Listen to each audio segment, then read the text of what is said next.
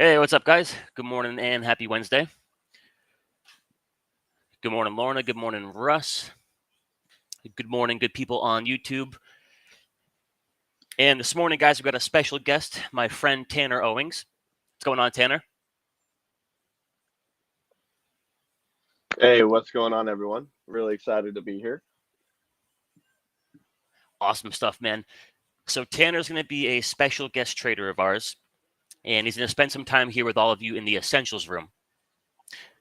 So, treat him good, and I'm sure Tanner will tell you more about himself, but he's a pretty strong dude. Tanner, how much can you deadlift? What's your best? My best deadlift is 711 pounds in competition. That's crazy. My best is only 710. So you only got me by a pound there. Just 1 pound. Just 1 That's pound. it. But all right, guys. So I want to give Tanner some time to share his screens, and I'm interested to see what he looks at in the morning as far as preparing for his day. What charts he looks at. Few things here on my end. The NQ was setting up a little bit better overnight. Had a bunch of buy signals. Had a few lower time frame squeezes. Things have kind of softened up a bit here. We do have a 1 hour squeeze. If they can get that back above that 21 EMA, they might do what they love to do and just pump it. I think the most interesting thing, and granted, it's an overbought market. We're coming up on the quarterly expiration. With all that being said, we've got a fresh daily squeeze, and now we've got that buy signal. So I still think it remains a really good market for day trading. All right, a few things point towards we could keep going higher. Few things point towards, the market might need a break, might need to catch its breath. Like I told you on Monday, where I think you can find the clarity and some really good trades, down on a 15-minute, 30-minute, 1 hour.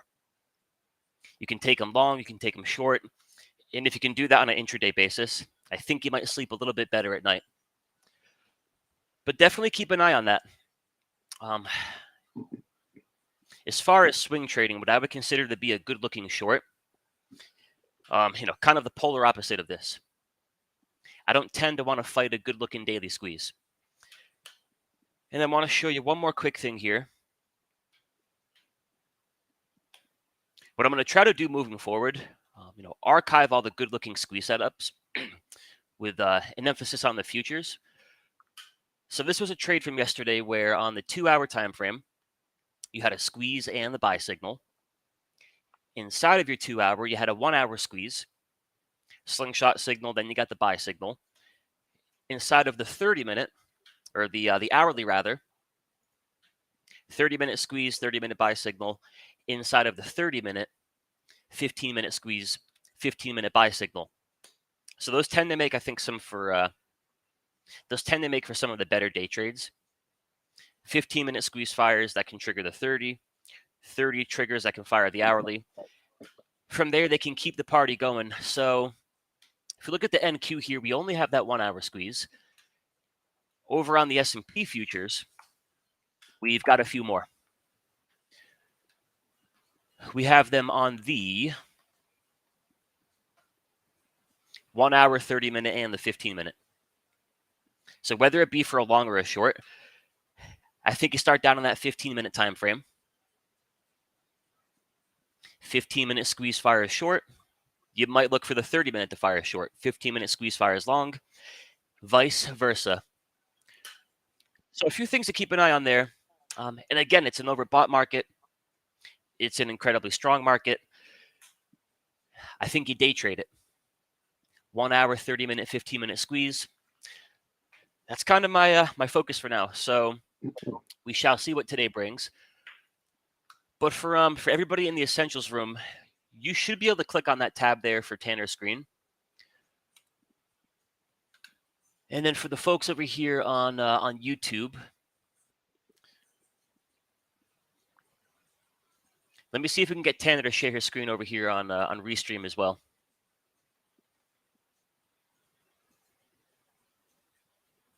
Let's see here. Tony, how effective is my indicator on a 2-minute or a 5-minute time frame? I think a 2-minute squeeze or a 5-minute squeeze works the same way as a 30-minute, 1 hour, or a weekly. The biggest difference, of course, would be the speed. 2-minute squeeze will work in your favor or go against you a lot quicker than a daily squeeze.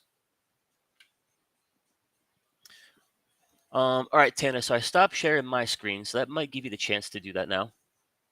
Yeah, over on the restream side of things. Yeah. Let's see here.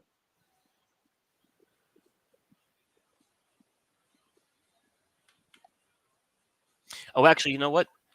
Don't here even we worry go. about it on restream. Are you good? All right, perfect. Yeah, I got it on restream too. Cool. All right, so a few things. Obviously, I like to go a lot of top-down point of view. So kind of like you talked about, like with your big three signals, daily, we're just printing right now. We're printing uptrends. It's really hard to be short in general. So when I pull up like the daily chart, I'm really just trying to focus overall that big picture. We're continuing to push higher, and like you said, kind of going to those smaller time frames really is going to be some of like the better edge in these type of scenarios, especially as you start to get cluttered here. I know it's kind of a lot of lines, but I'm a big levels guy. Like my levels, that's kind of like my edge. So coming over to the 15 here is something I really like to see. And one of my really favorite, I guess, levels that I have on my chart is called volume point of control.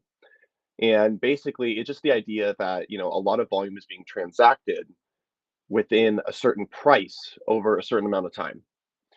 So yesterday, or the past, I guess, 5 days, this area around 18,300 on NQ is going to be the near-term volume point of control. Most of the volume has been transacted over here. So kind of as a rule of thumb, after we have kind of like a bigger day like yesterday, we had a really, outsized, pretty good move yesterday compared to especially the day before. It was very choppy. I really want to see how prior day high is treated. So I have prior day high marked here. We're rejecting now in the pre-market. So that's going to be kind of my main watch is how's prior day high treated. And as of now, like I said, we're rejecting it. So I like to create a lot of if-then scenarios. And basically, if after 30 minutes of the open, we can start to get above that prior day high, then I'm going to look for longs targeting kind of this next volume node at 555. Basically, try to just ride that daily trend and go more towards all-time highs. If we can't get above this 1855 and the prior day high overall, I'm actually going to look and see if we can come trade this 18,300.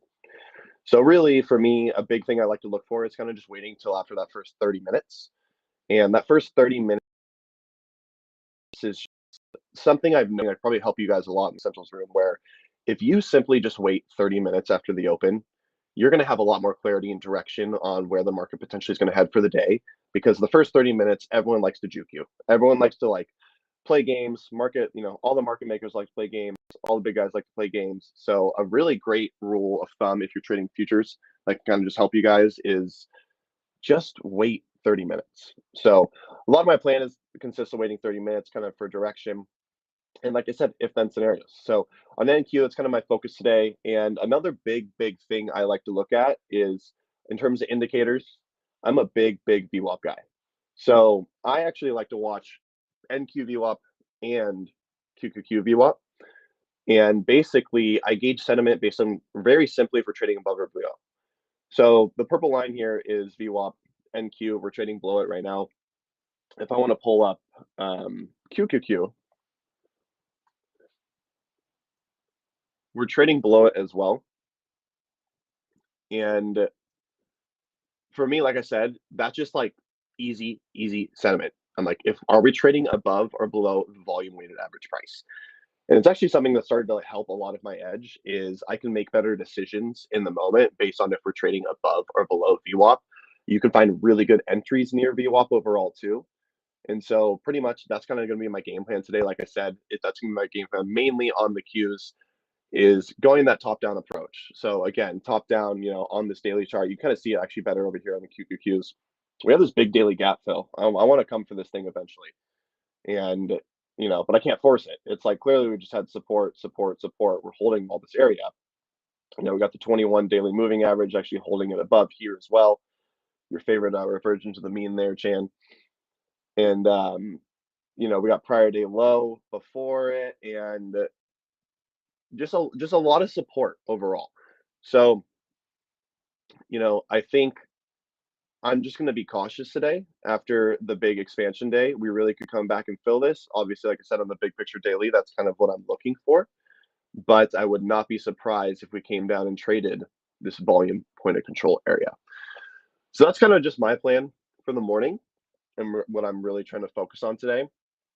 I have kind of just my rules and everything I'm going over. I'm going to get into some of that in my sessions in this essentials room. So for all you guys here in the essentials, I got some cool stuff coming out today, coming out Friday, coming out next week. So I'm going to be going over like a lot of like creating a pre-market plan, going over what is discipline, what is process-oriented trading, going throughout these processes, and just teaching you guys how to pretty much understand the more you can create structure behind your trading, create these if-then scenarios, like I said, just makes it a lot more relaxed and takes a lot of the guessing work out. So that's kind of like what I have on my game plan. You can go ahead and fill in, Taylor, whenever you want. Awesome stuff, man. So I'm curious, what do you tend to trade the most often? Like, are you looking at the equities, or is it mainly just the futures products?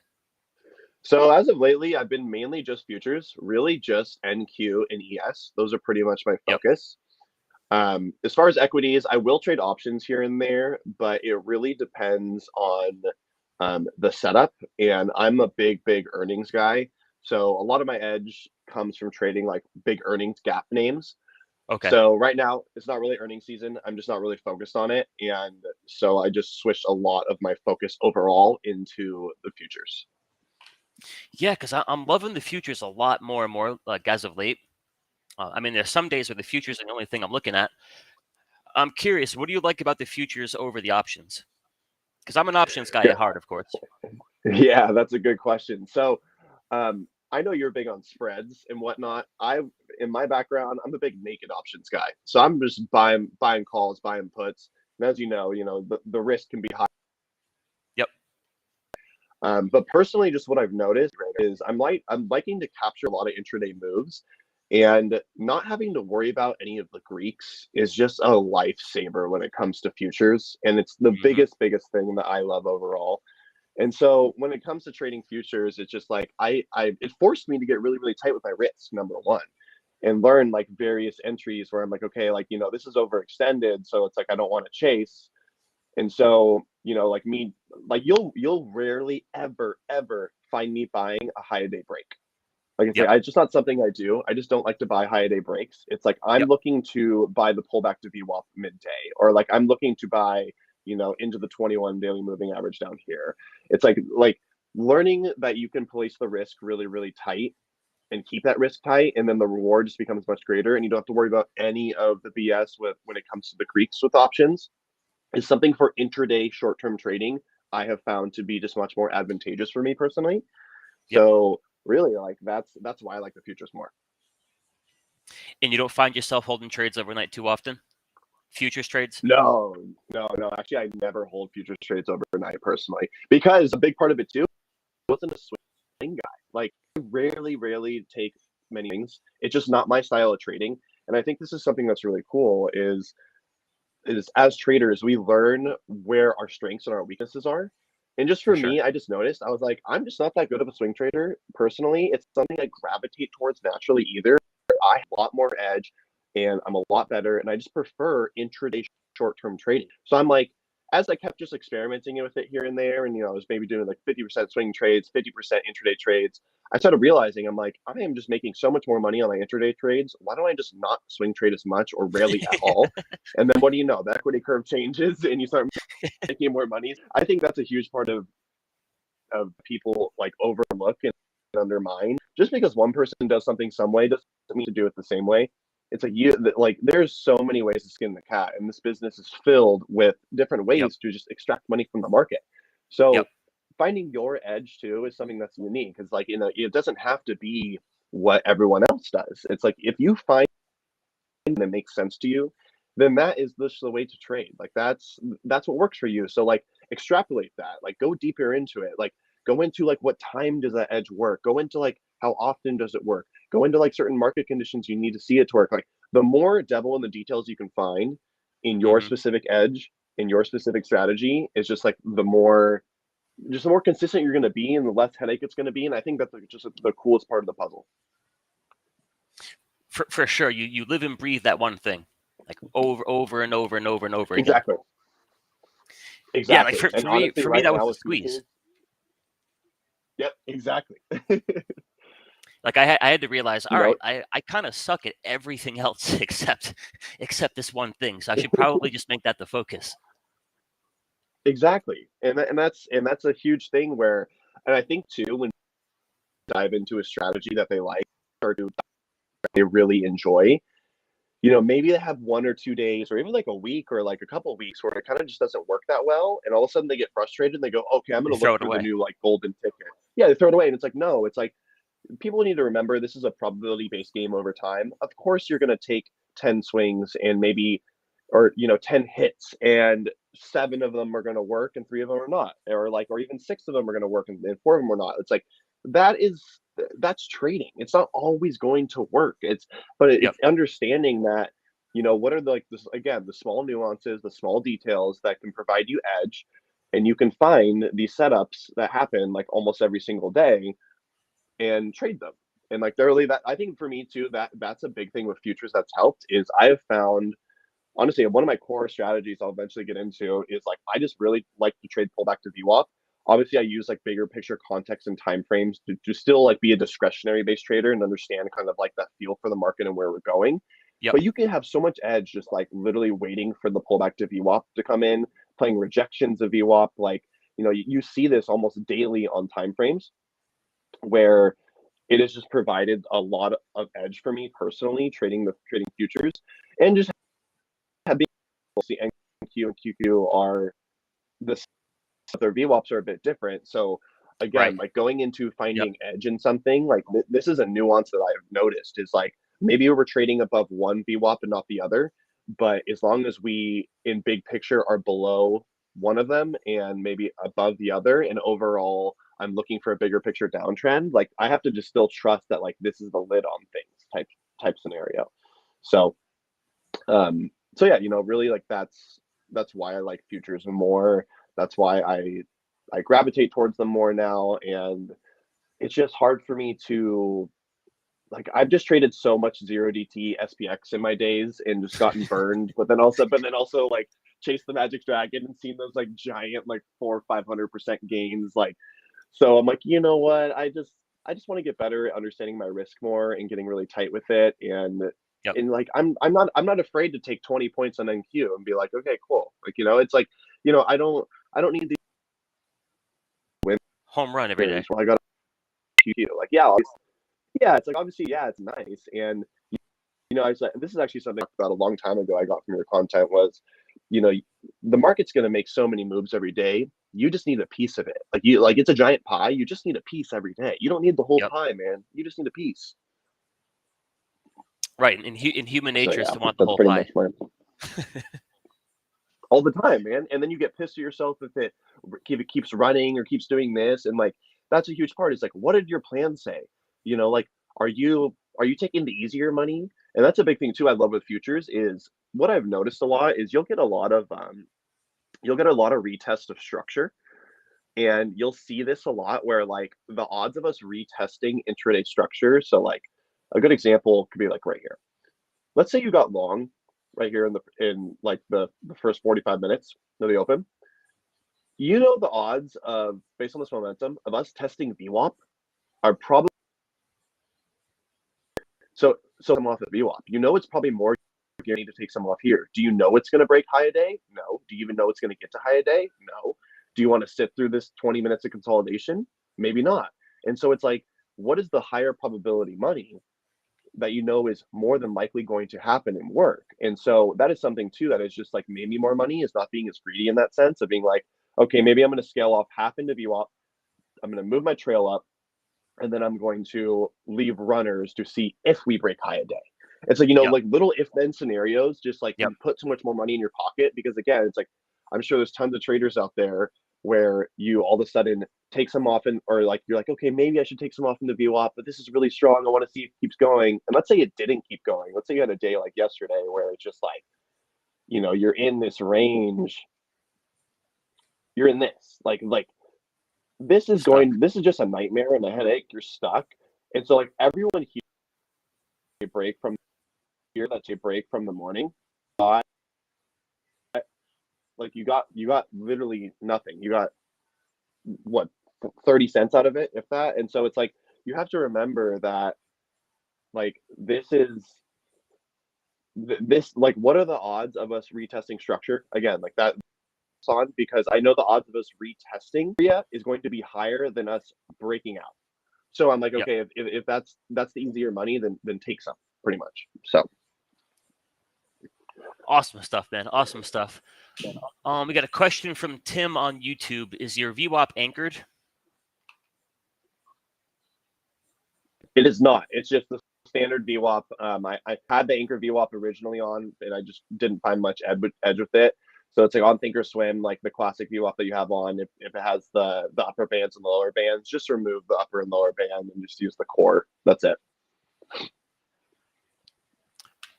Awesome. And Chandler says, "Squeeze addict." Got that right, Squeeze brother. Of course he did.